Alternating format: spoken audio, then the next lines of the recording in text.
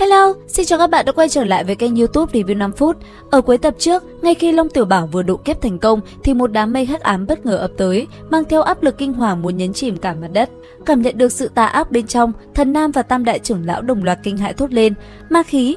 Hiểu rằng mục tiêu của kẻ địch chính là Thần Long cấp 6, Thần Nam hét lớn: "Tiểu Long nguy hiểm, mau mau thu liễm khí tức, ẩn giấu đi." Thế nhưng đã quá muộn, một đạo hắc sát thiểm điện từ trong mây đen sáng thẳng xuống đầu Tiểu Long. Dù đã hư nhược sau cửu đạo lôi kiếp, nó vẫn cố phun ra một đạo kim sắc thiểm điện chống đỡ. Khoảnh khắc hai đòn công kích va chạm, một tiếng nổ kinh thiên động địa vang lên. Tiểu Long bị đánh bay hàng chục trượng, kim quan trên thân ảm đạm, long huyết tươi trào ra từ khóe miệng. Không cho nó cơ hội hồi phục, một đạo huyết hồng sắc quang mang thảm khiết khác lại từ trên trời giáng xuống, đánh nó từ không trung rơi thẳng xuống đất. Tiếng long ngân thê thảm vang lên. Thấy cảnh tượng đó, Tiểu Thần Hy lo lắng khóc òa lên: "Không, đừng hại Tiểu Long Long." Cô bé vừa muốn Thần Nam đi cứu, lại vừa sợ hắn gặp nguy hiểm.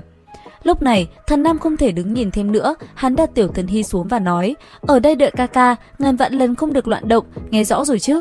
Ở phía đối diện, Tiểu Thần Hy níu tay hắn khóc nấc lên: "Ca ca, người không có khả năng chiến thắng yêu ma đó đâu." Thế nhưng Thần Nam đã quyết, hắn bất chấp sự can ngăn trong nước mắt của cô bé và vẫn quyết định ra tay. Tới bên cạnh Tiểu Long đang trọng thương, Thần Nam vuốt ve nó và nói: "Tại nhân loại có thứ gọi là chân tình. Này người thần hãm tử cảnh, thì ta làm sao có thể không quản tới ngươi được chứ? Ta có thể không mang đến tính mệnh vì ngươi mà tận sức." Nghe những lời này, mắt Tiểu Long ươn ướt. Cùng lúc đó, Tam Đại trưởng lão cũng bước tới, lập thành thế chân vạc bảo vệ Long Tiểu Bảo ở chính giữa. Trên không trung, thân ảnh khủng bố của vô danh thần ma dần hiện ra, một giọng nói tăng thương bằng ngôn ngữ viễn cổ vang lên: "Ta là ai? Sao ta có mặt tại nơi này?" Ngay sau đó, vô danh thần ma tung ra một đòn tấn công hủy diệt cuối cùng rồi biến mất. Chứng kiến uy áp khổng lồ đang đánh xuống, vì bảo vệ Tiểu Long, Tam Đại trưởng lão hứng chịu một phần của đòn bạo chấn mà lập tức thổ huyết bay ngược ra sau. Lúc này đây, toàn bộ gánh nặng đổ dồn lên người Thần Nam, biết không thể chống đỡ, hắn đã ngửa mặt lên trời hét lớn: "Thông thiên động địa ma công!" Nương theo đó, hắn nghịch chuyển huyền công, toàn thân bao bọc trong hắc mang, hai tay giơ cao ngọc như ý nghênh đón cơn bão năng lượng. Thế nhưng, dù đã dốc toàn lực, Thần Nam vẫn bị hất văng đi. Chỉ trong nháy mắt, Tiểu Long lại hứng chọn phần còn lại của đòn đánh. Nó phát ra một tiếng kêu thống khổ vang tới tận trời xanh, toàn thân tinh huyết chảy đầm đìa, kim lân rơi rụng, cuối cùng rơi xuống trước mặt Tiểu Thần Hy, thân thể lạnh ngắt. Tưởng rằng mọi chuyện đã kết thúc, Tiểu Thần Hy ôm lấy Long Tiểu Bảo khóc nức nở: "Tiểu Long Long, ngươi tỉnh lại đi, hu hu, mau tỉnh lại đi."